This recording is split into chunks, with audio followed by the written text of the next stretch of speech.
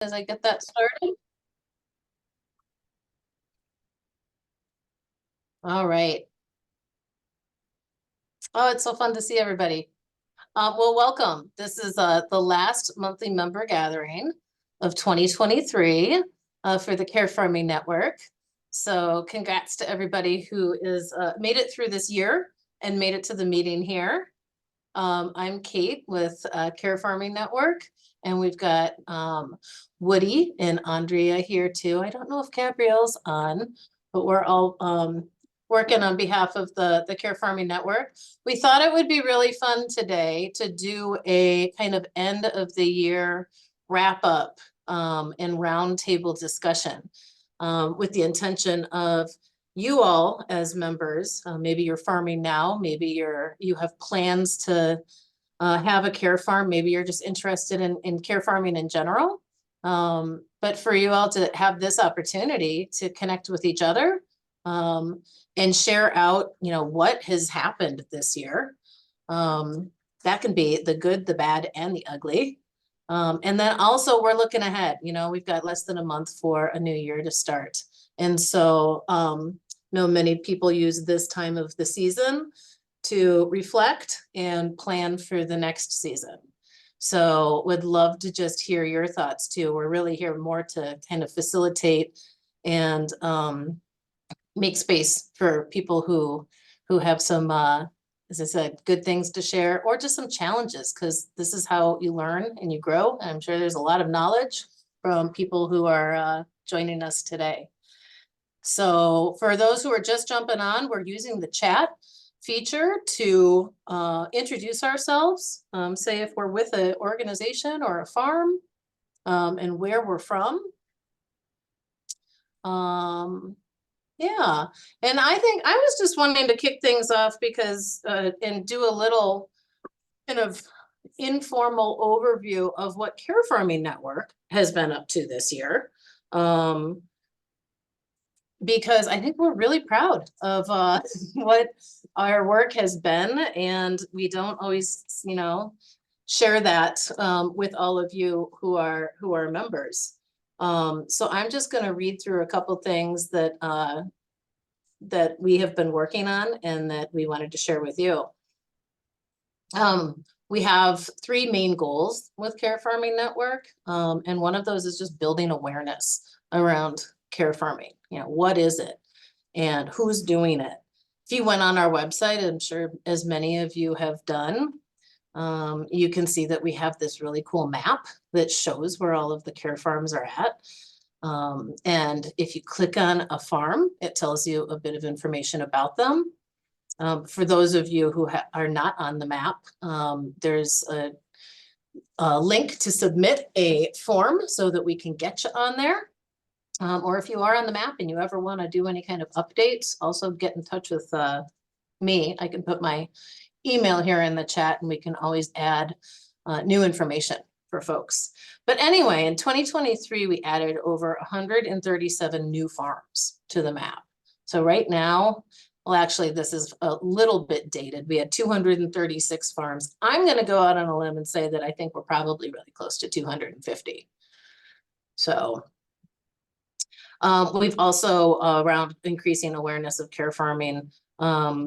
When we send out our emails, we have a really great open rate. You guys seem to be interested in what it is we're sharing.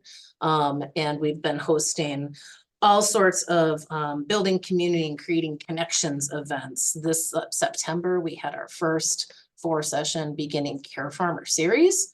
And if you missed that, there are 4 free sessions that you can actually listen to. And you can find that on our events page. So we got some really nice funding from the Northeast SARE organization that is helping us to do some cool work around building out a mentorship program and really focus on how we can, within the Northeast region of the United States, get some research projects going and help care farmers there. We're building capacity by providing, continued consultations. I think there were 12 new consultations in 2023. We've expanded our resources on the website. As I already mentioned, we've had the webinars there. We showed up at conferences. We're continuing to develop our strategic plan with an eye for looking to develop a toolkit of best practices that you'll be seeing on our website in 2024. So just lots of things that we've been working on, and happy to, answer any questions if you all have them for us around Care Farming Network in this session or at any time. So with all that being said, I feel like there's not so many of us that we can't actually come off of mute and just share.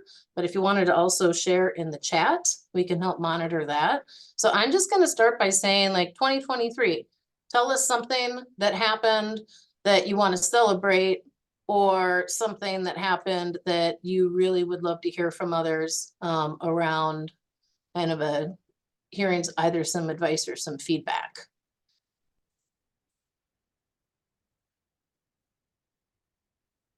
And thanks for putting all of your information there in the chat. It's so much fun to look through. I can go. Just the celebration point for 2023 was we actually got granted through the IRS and the state for nonprofit status. So we're in the beginning stages of actually, implementing the Care Farm officially.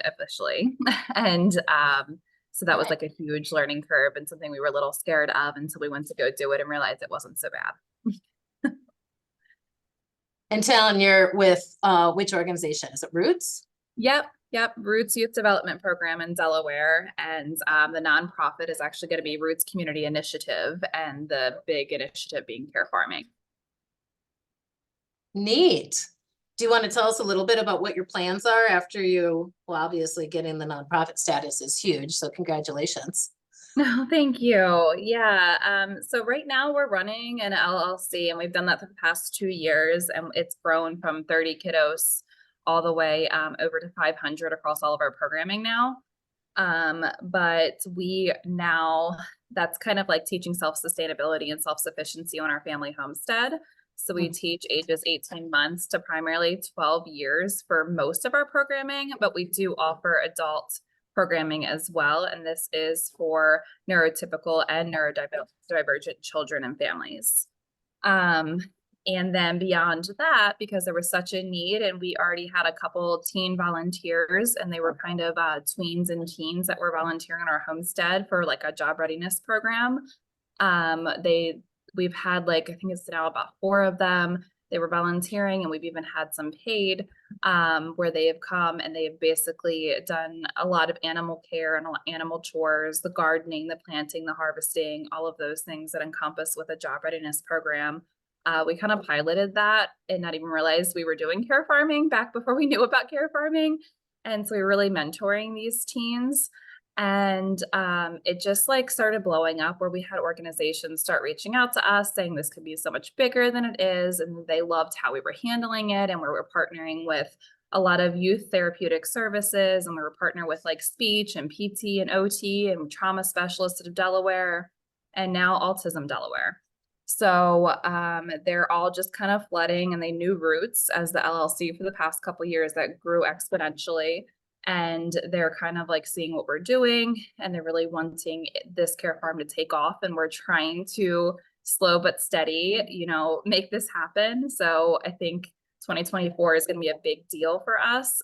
We have a whole bunch of those organizations basically on pause right now, and they're ready to just pull the trigger, send us a bunch of participants with autism. Basically, it would be young adults with autism coming straight out of the consortium after graduation to us for a job readiness program. And they're ready to go. And we're just trying to make sure we're, dotting all of our I's, crossing our T's before going guns blazing here, because we did that with Roots, and it turned out great, but it could have been a little bit more streamlined in the beginning. So we want to make sure we're doing it the right way with the right people and the right professionals in here. So we're really excited about that, and just see lots of big things coming on our end on that way. Congrats. I love the word pilot, because I feel like that's a really wise way of figuring out, or your first step, instead of potentially just jumping right in. So, Yeah, exactly. And it's been almost 2 years for the same, teens and tweens that we've had here, and it's going absolutely great. I mean, it's really, we'll be fine when we get started. And I know that. It's just, I want to make sure, you know? of course, yeah.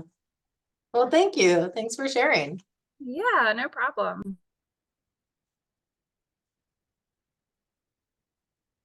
I'm going to throw something in the chat I wanted to just kind of lift up today too. This was going back to, maybe many of you saw this, but just around the awareness of what care farming is. I put in the chat a link to an article that was, technically it's kind of like a podcast audio article. And for those that haven't heard it, it's just really neat because the title of it was, "Why aren't there more care farms in the United States?" And so Andrea here was interviewed for it. And it's like, hey, by the way, there's a lot of care farms in the United States.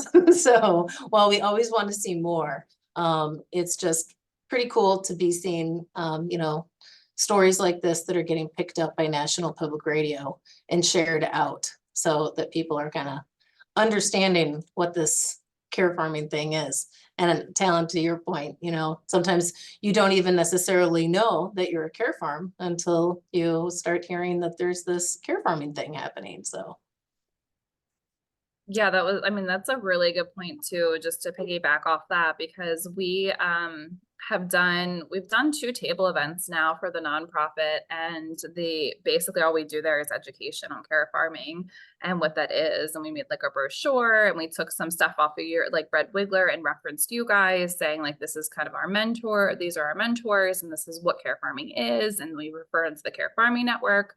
And they, like, nobody literally around this area, nobody's heard of this, or at least like the people that were around in Delaware here. And they just think it's incredibly amazing work. But the feedback that we've gotten already thus far, and we're just getting started with really getting the word out there with, so much that we just had the website and we just had the Facebook launched about a week and a half ago. So, it's really cool to just be able to even educate on how are these things important, because some people don't even think that they were so beneficial to that population too.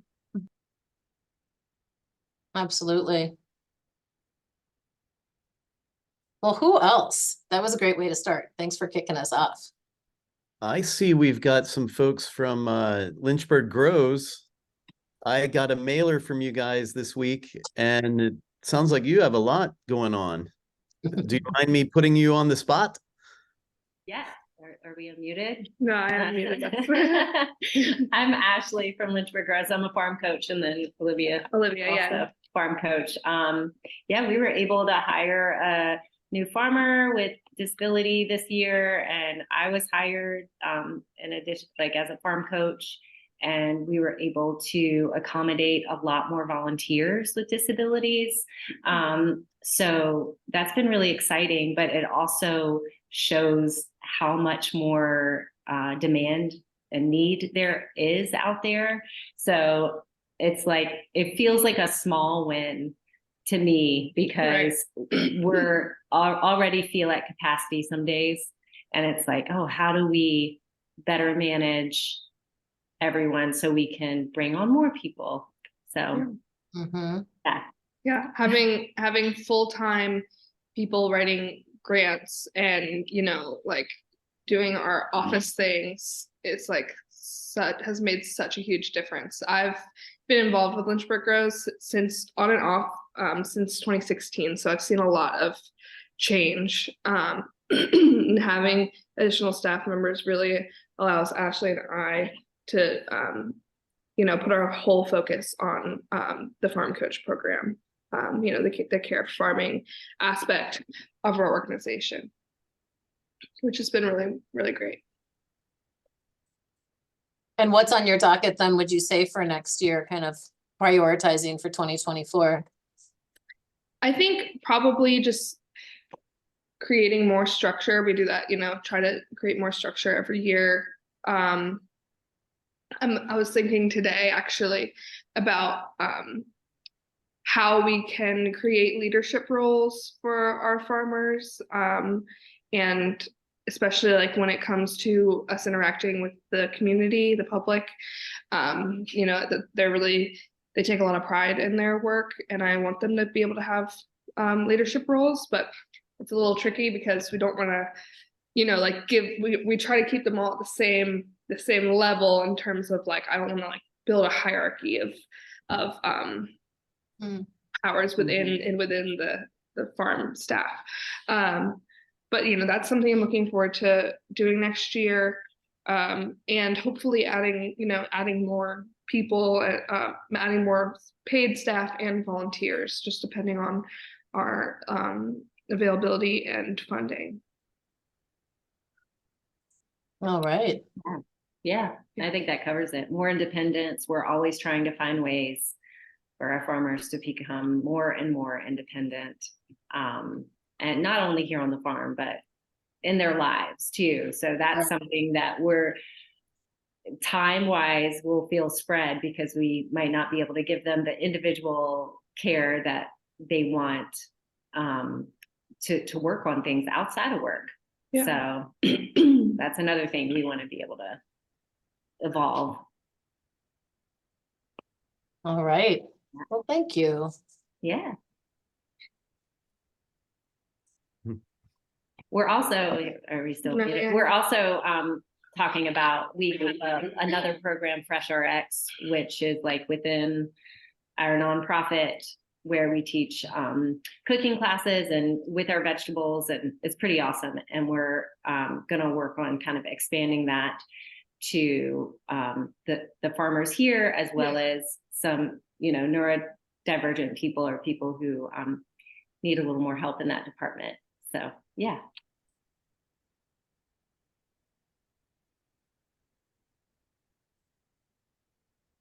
I'm looking through the chat here. Amanda, Rescued Hearts Ranch, brand new established nonprofit in what, 2022, opened in 2023. You want to tell us a little bit about what you're doing? Yeah. Can you guys hear me okay? Yes. Okay. Yeah. So I'm Amanda, and our organization is Rescued Hearts Ranch. I am on the board. I'm also the director of operations. So currently, we are very small. We've got like 6 or 7 board members and probably like 10 or 12 volunteers. We're a little different in the way that we do things. Like I said in my intro, I believe we're the first care farm in Nevada. At least I haven't been able to find anyone else. There's a few other people out there that are doing more kind of traditional equine therapy and things like that. But we, our population actually is disadvantaged youth. So we don't serve anyone with disabilities. We would like to eventually, but we're just not equipped for that right now. Our aim is to serve the underprivileged youth in the Tahoe and Nevada area. For any of you guys who don't know, basically we're close to Reno. We actually are in Lake Tahoe, but we're very close to Carson City and Nevada, and Reno, which is more northern Nevada. Yeah, so we started sessions this past summer. Kind of, I would describe it very much also like a pilot, where we had a property that we were working on. That's the other thing that's kind of different about us, is we don't have a property yet that's our own. Our animals, we were working on a private property with their farming and animals, and she was glad to do that with us that summer, but it just wasn't something that was going to be a long-term fit for her. So I would say our big challenge in 2024 is going to be finding a better, more permanent home. In the meantime, we are restructuring our curriculum. We were highly inspired by some of you folks back east. In fact, I'm from Maine originally, in Massachusetts. And so I need to come visit some of you guys on my next trip home. But just, you know, focusing more on that mental health aspect, there was a few of you out there that that really inspired us to get going in what we're doing. So we're very small and self-funded right now, individual donors. So that's a big thing. We need to get to that grant phase. We did receive our first grant in September, very small, but we're very honored by that, to have that recognition. And I would say I'm just really excited to be here to meet some of you all and network, learn as much as I can, really promote the care farming ideology. We were really lucky to actually record a television interview this morning to promote our organization, as well as, you know, the Care Farming concept and some of the things that we're working on. And so thank you for sharing that link to that podcast. I'm really excited to listen to it and share that with our participants and our funders and everything. So I'm trying to think if I missed anything, and I don't want to take too much time, but thank you for having me. Well, thanks and congrats. And I'm just going to point out, I've heard a couple times people say that they had something to celebrate and then they negated it by saying maybe it was too small or baby steps. And no way, man. Like, just celebrate that, you know? A grant is a grant. Yep. So, yeah, I think sometimes we just, don't take the time to really congratulate ourselves on all of the work that it takes, even if it's not necessarily exactly where we want to be. And it will continue to grow. So, Thank you.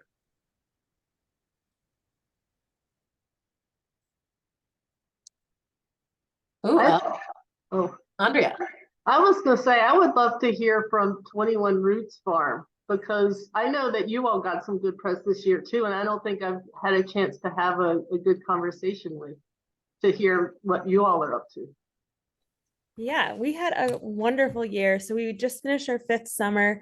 And a lot of, we're just kind of like, let's just try a lot of different things. And so having 5 summers under our belt, we kind of have a better idea of what we're moving towards, and that's employment. And so this past summer, we piloted a program, a work experience program where 6 adults kind of ran I don't call it a CSA quite yet. It's a mini produce subscription. And the idea was, we were hoping that we would be training the trainers of the future. And it was successful. And so we have 5 of those 6 will join us again next summer. And then they will train their peers that are going to join the program. So we're really excited about that. And we got a lot of good feedback with our quality of product, which is also a huge part of what we're trying to do. Yeah, so it's been a great year, and we were able to pay off our property, which I had no idea that would happen in 5 years, but we did it. So we're really excited, and it just kind of frees us up that big mortgage doesn't have to be looming. So That's huge. And remind us where you're from. yeah, we're just outside of the Twin Cities, so in Minnesota. Yay. Yeah. I'd love to hear Minnesota. I'm coming to you all in Minnesota too here. So, and you guys, boy, did you have such a great article written about your farm. I want to like go and find it and put it in the chat, because it was just beautiful. Do you want to just talk a little bit about that, like how that article might have come about or helped you? I'm trying to even remember how exactly it happened. We had like an area business that pays for, marketing for himself. And so he said, well, why don't you meet with my marketing company, and then we'll just kind of push some stories. So last year we did a small little article in like a local paper we did a winter market. And then, so we got a little bit of press, and then we reached out, and there's a woman who writes, and she has a family member with a disability. And so it was kind of close to her heart. And she's done a couple stories on like our farmers in other parts of their life. And so she kind of felt like it was connected to what she's passionate about. So she came out, and I don't know, it's always hard because you try your best to explain what you're doing, but you're like, are they going to understand? And I think she really understood what we were trying to do. And that was very clear in her story. So that's always helpful too, when it backs what you're feeling in your heart. So. And I'm curious, with that press, did it lead to anything in particular, just more either visitors or interest or? Yeah, it created some more buzz. And then I think it just like solidifies what you're doing, and people kind of understand more. You don't have to explain some of the story when you meet people, and you get to go a little.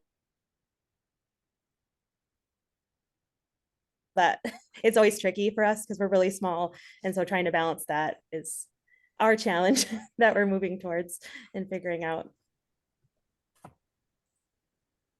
Well, really cool. And huge congrats on paying off your mortgage. Thank you. Yeah.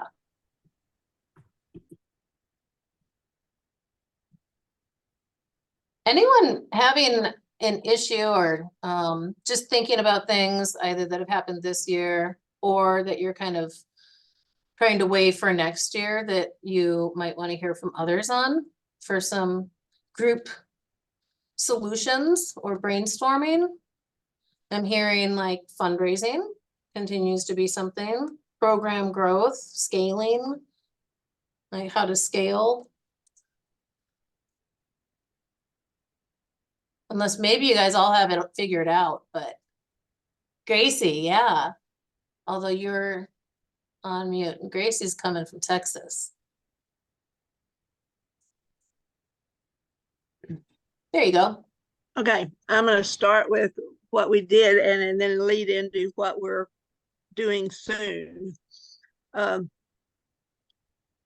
We finished a little cabin which can house our new full-time farm manager. So that was big, getting something that was actually livable in, and we're continuing to work on other small things, and we'll be doing some fundraising for several small cabins, continuing a small day work program with our co-workers. And what I think, though, that we really did really well on this year was networking with other organizations and nonprofits in our area in Central Texas. We're going to do a joint fundraising campaign, for example, where 4 organizations pool our resources and our, fundraising writers, et cetera, and do a joint campaign that we would then share the funds of. And I think that's really good. I think I may have gotten that idea partly from a previous Care Farm webinar. So, but anyway, the networking there, and also networking around doing educational programs, just sort of fun, fair kind of things that where people issue information, but several people going together and doing those, doing something like that is open to the public at a couple of places, they're just people it's fun to go to. So I'm sure that will continue, but I'm real happy about that having increased in the last year. And then we definitely have some sort of focalized fundraising things that we're going to do that we're planning now that have to do with a new kind of fundraising team having come together. In particular, a person who will be handling our social media, which we're going to expand because it's pretty minimal right now, and do a GoFundMe campaign that connects with, various LinkedIn, at Facebook, all of those things that I can't even remember the names of. But anyway, so I've got some younger people who've come in who are savvy about those things. So we're going to do that. We're also on the verge of expanding our board. I have 2 new board members that have agreed, and the other board members have agreed to expand our board. So I think that's a positive thing as well. Still not going to have a really big board, but we're going to expand there. What I want to do next year is connect more with Care Farming website information things, because we haven't done anything there other than the basic original things. And I think that's really good. And I've heard, I've seen what other people, probably I'll ask one of these people, who's writing things and posting things to help me with that one. But, I'm really feeling really good about these 4 young women who are helping me in this way, and forming a team to do this, including, and you're all invited to the next one, we're going to be doing a event around the April the 8th eclipse, which we are right in the center of the best viewing. And, people are already booking campsites at all the ranches and so on, and in this area around Blanco, Texas. And we're going to, ask people to stay for a couple of days camp out for a couple of days on either side of this, and also have the opportunity of volunteering in our gardens and trail building and so on, and do sing-alongs at night. You know, include eclipse classes. You know, anyway, so we've limited in how many people we can take, but if y'all want to get on board, come on down in April. Anyway, Sounds like obviously there's a lot of energy around that in general in the community, but also particularly this one person who is a fundraiser for major things. I mean, this is her full-time job, but she's also a friend of mine, and it happens to be her birthday that day. And so she's really into, you know, doing it as a, you know, she only works really part-time for us because she has a major fundraising full-time job. But anyway, she's really into it. So anyway, that's going to be a fun event that we're looking forward to. I would make the trip to Texas just for that. All right. And Gracie, I mean, you've been on most of these monthly member gatherings. I just want to Mhm. say, you know, a year ago, you were like, hey, I'm looking at how I might get somebody to help out with fundraising. I remember when you first brought up social media, or the, you know, events. And so just to hear you now saying like, this is on the docket and you found the people out there, to help support you and grow your board and do the stuff. Congratulations. That's really, Yeah. that's really great to hear. And is your new structure also kind of a cob house there? I don't know for how many of you guys can see the structure, but it's just beautiful.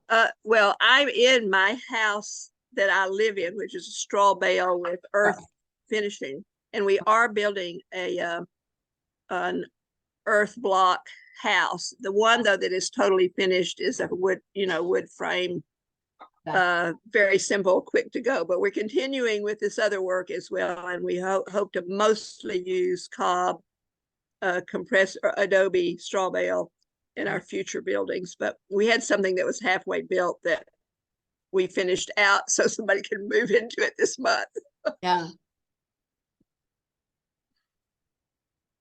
Well, for any of you too who are planning future events or fundraisers or looking for somebody for staff, just remember we do have a monthly newsletter.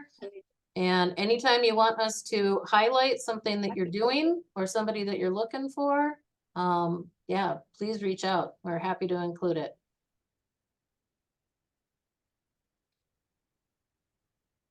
I should also note, you know, we sign up for so many of your own to receive newsletters and kind of look through for content for our own. But we also do things like featured farm Fridays. So if you're a new care farm, or you don't even have to be a new care farm, I think we've done 52 farms so far that we've highlighted. If you ever want to be highlighted, we do a blog post and push you out on social media. So there's always that opportunity. Or if you just have a great story or hear a good story and want to share it out, we're here to like amplify your work and your efforts. So remember to lean on us for that. Lisa, I'm going to call on you because you're brand new to LinkedIn Green, right? Yeah, I am. Hi. Well, welcome. Thank you. I am literally learning and fish out of water. So Hey, taking it all in. Welcome to your new position there. Thank you so much. Yeah. Do you want to tell us just a little bit about LinkedIn Green? Woody will be a better person, but I learned from him. But yeah, actually, well, LinkedIn Green, it's going to be 40 years old in 2024. Is a residential program for adults with intellectual and developmental disabilities, and we service about over 100 individuals with programming and transportation, the whole range. And then the Care Farm was acquired, will be 10 years in 2024 as well. It's a 13-acre farm in Anne Arundel County where we do most of our have most of our houses. And right now we have a full-time farm manager, and she's been there going on 2 years, and we harvest. Oh, I apologize. I'm having a technical difficulty day, and the dog is just adding to my nightmare. But so the Wi-Fi was out at work, and my laptop wasn't working, and I came home, and yeah. So, but yeah, so we are going to dip our toe into the CSA pond in the spring, starting very small with about 25, and I'm really doing a lot of outreach with other nonprofits and other businesses to collaborate to see about getting support. So we haven't done a lot of external development, and just familiarizing to getting a little more touches with the community beyond our residents and their families. So that's a little process of just, building that awareness. As now's the perfect time though, because we got nothing going on. The farm is, just cover cropping and things like that. So, as we amp up for the spring, that's what we're working on. Fantastic. Well, welcome. So Thank glad you you. could join. Glad to be here. I want to add one thing, which is that we're starting our biggest we have started last month, our biggest growing season, because, here we can grow year round, but in the summer is our worst time because it's too hot. So if you come here in April, we'll also be harvesting wonderful greens and roots and salads and so forth. So there you go. I'm so jealous that you have a growing season that starts right now.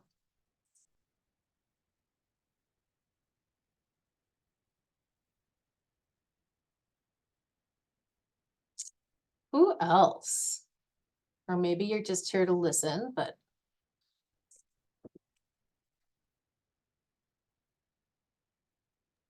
Hi, I just want to say thanks for, I got the link and I'm glad you guys exist. We're starting a community for adults with special needs, mostly wheelchair users. And we have a mentoring organization, and we just got fiscal agent, and we're about to send in our 501c3 application to the government, and we're looking to raise money for our first hire, which might be a like executive director type to help us set it up. We're just a small band of families whose kids are aging out of the school system, and we want them to have an option that's enriched and lovely and safe, and as we age out. So it's integrated, enriched work-life community. So that's why I'm here to learn. And if you know anybody who's interested in living in Eastern Mass, to start we're thinking permaculture, gardens, greenhouse, vegetable production, that kind of thing, maybe some chickens,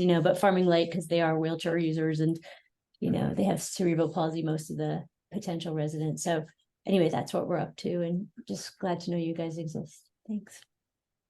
Yeah, thank you.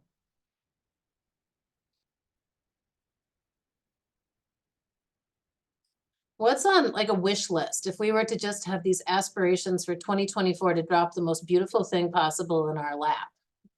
Anyone have anything that it's the holiday season. We can just ask for anything, right? Curious what people would most like to see. That could be something that maybe Care Farming Network is offering, or just, something that you yourself would feel could be really beneficial. And steer clear of politics. We need a tractor. And we also are going to start baling plastics, all kinds of plastics. So we need a Burley baler that can do that, and then using those as building blocks the same way you would do straw bale. So those two pieces of equipment, which are kind of expensive, it's what we want for Christmas. Awesome. Hi, everybody. Oh, Lisa, go ahead. Okay, I'll go. I'm Melanie. I am the programming director at a care farm in South Jersey. one thing that we really need here is an accessible walkway. We're lucky to have a pretty big farm, and we try to get our participants engaged across the board. And for many people with more physical disabilities, we work largely with people with intellectual and developmental disabilities, but of course, many of them also have physical disabilities. And we really need an accessible walkway to bring people specifically to our garden space, but to as many, places on the farm as we possibly can. And I know that there have been efforts to look into this, but we haven't built it yet. And that's something that I would really like to see in the next year. And Melanie, is that something like a raised walkway that would have to have kind of like a base structure to it, or? I personally think that, yeah, like a raised walkway would be ideal. I know that different options have been looked into, not specifically by myself, but by some of my coworkers. And it's kind of been a process that's been dragging on, and it's kind of been frustrating for me, because it's a conversation that we've been having for a few years now. So I'm hoping that a decision will be made in the next year. Okay.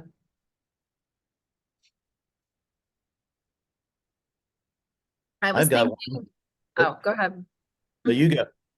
All right. Yeah, I was just thinking, and maybe it already exists and I don't know about it, but something that would be helpful for us here, and we've talked about this with other organizations that are local and trying to collaborate with us too. The whole funding that, of course, there's tons of funding out there, tons of grants, tons of ways to get money. But it takes obviously a lot of time, a lot of research, a lot of organization and planning with these.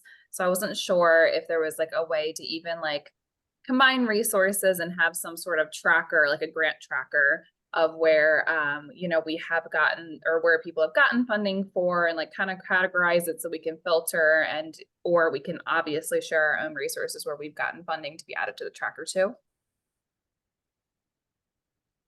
Oh, that you just set me up.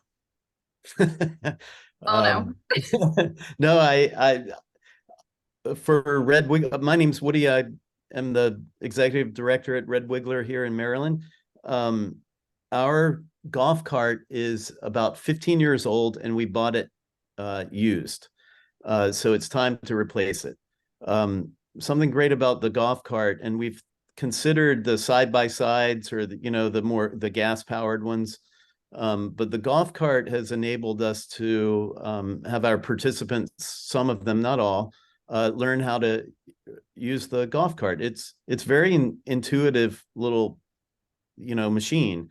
And so it's been really cool to see over the years our growers pulling a wagon load of, fresh vegetables down to the barn to be processed. But as we look to replace that, and this is kind of a plug really, is that we're writing a grant to our local Civitan club. And if you don't know about Civitan, it's sort of like a Lions Club or a Kiwanis Club, but their main focus is research and support for people with intellectual and developmental disabilities. And it's one of the older organizations in the country. I joined my local club here in Maryland. It goes back to the 40s, I think, and they've got a lot of money, just to be blunt. And each local club has, if you get involved with your club, there are opportunities. I would say if you do go that route, consider joining the club. I found it really beneficial for us at Red Wiggler to get connected to other providers doing similar things, not necessarily care farming, but some of the agencies, and it just creates some partnership opportunities.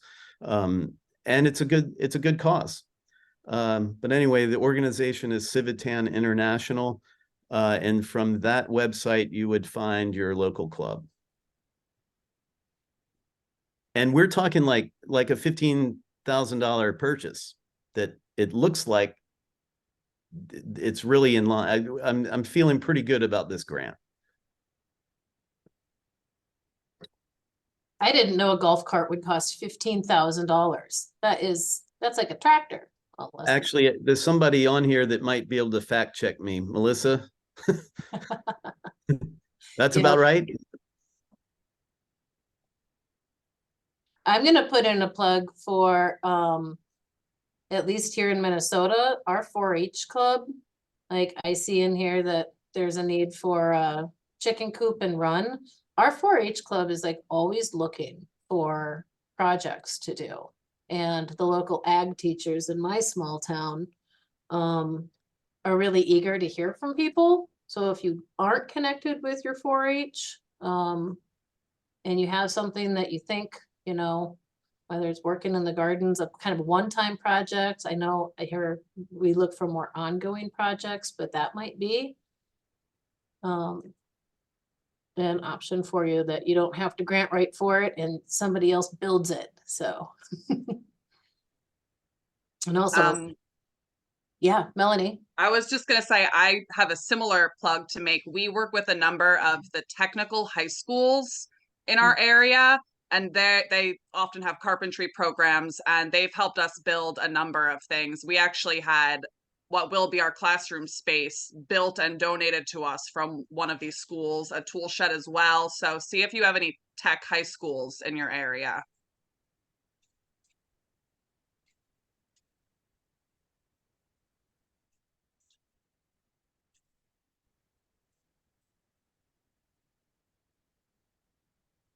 What else is on people's wish list? I just echo Talon's suggestion. I think it's a good one to try to share our sources of funding in some way that I think that might be something that's on tap for the Care Farm Network going forward. Am I wrong? No. You're not wrong, but yeah. Yeah. Yeah. I'd like to see that happen too. And for those that don't know, we have done a couple webinars specific to fundraising, and there have been people in there that have shared out whatever, you know, maybe it's a national organization or just ideas around fundraising. So on our website, if you look under resources, you can find a list of all the videos that we've done. And so those have been recorded, and there will be a title to them so you can see on the fundraising pieces. And there's sometimes resource lists with them too. So it'll bring you to different links of possible fundraising options. I will say I just came back from the USDA conference for my another job. And one of the things I'm hearing from the USDA that they are going to be spending a significant amount of money on in the coming years is around food waste. Including composting efforts and whatnot. So I was like pretty excited to hear about that and thinking about the Care Farming Network and how that might, you know, if you have an on-farm composting program, could be something coming down the pipe there.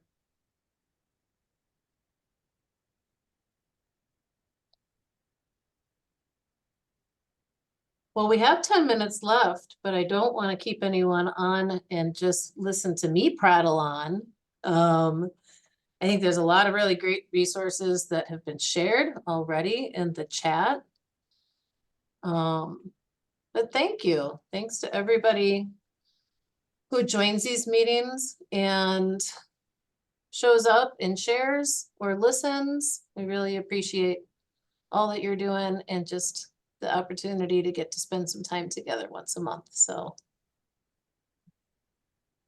well, I don't know if for sure we have decided what our January monthly member gathering is, but stay tuned. It will be on our website as we're figuring things out. Always the first Thursday of the month at the same time. So have a great holiday season, and we shall see you in the new year. Thank you. You bet. Thanks, everyone. Thank you.